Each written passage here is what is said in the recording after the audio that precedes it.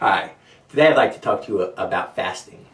Fasting is a biblical principle and is found throughout the Bible, both in the Old and the New Testament. Fasting shows up oftentimes when ordinary people, just like you and I, find ourselves in very difficult circumstances, and we need the power of an extraordinary God, the deliverance power of our God. Fasting and prayer are always intermingled, and though fasting was commonly found in biblical times, oftentimes in the church now it's not practiced like it used to be or like it should be. Fasting, it takes my eyes off of me and it puts them on God. You see, fasting isn't magical formula, and it's not something that I do for God. It's something I do for me.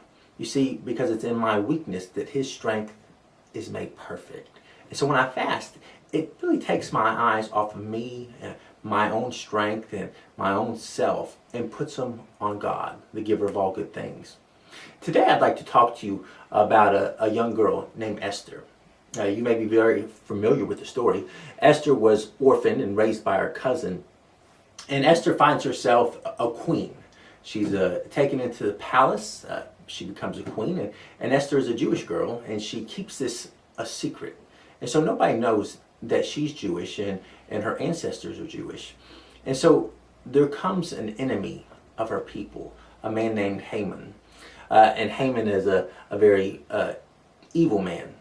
And he seeks to kill the Jewish people. You see, he's very upset with her cousin, Mordecai. And of course, he doesn't realize that that's her cousin, but he's very upset with him. And so it comes about that he influences the king to put out an order that all Jewish people could be put to death. And so, as you can imagine, Mordecai is very upset, and he sends word to Esther about what's going on.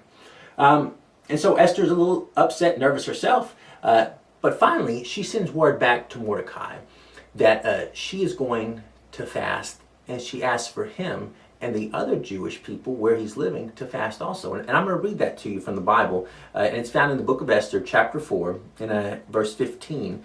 It says, "Then Esther sent this reply to Mordecai, 'Go, gather together all the Jews who are in Susa and fast for me. Do not eat or drink for 3 days, night or day. I and my maids will fast as you do.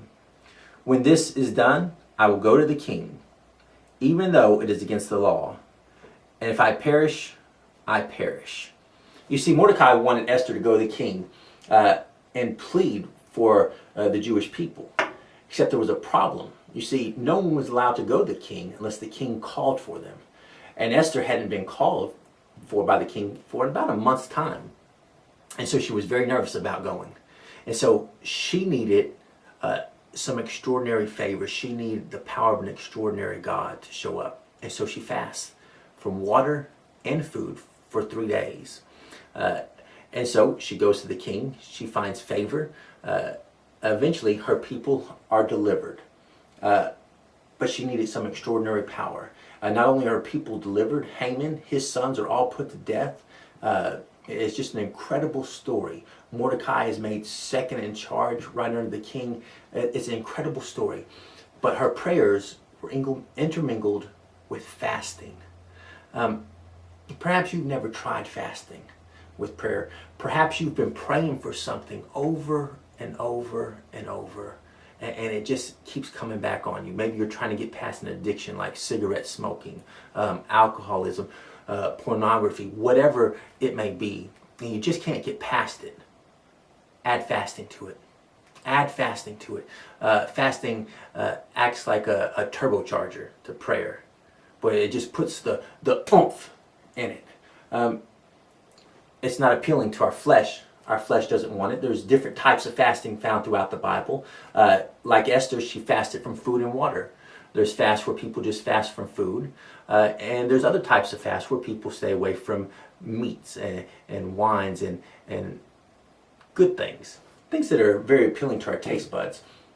You've never tried fasting, I encourage you to do it. Maybe start off small. Start off maybe just fasting 1 meal a day. Then move up to fasting for a full day. But add it to your prayer life and watch your prayer life change like you can't imagine. Watch that power just come rushing in. Try fasting and see the power of God just revealed in your life like never before. Be blessed.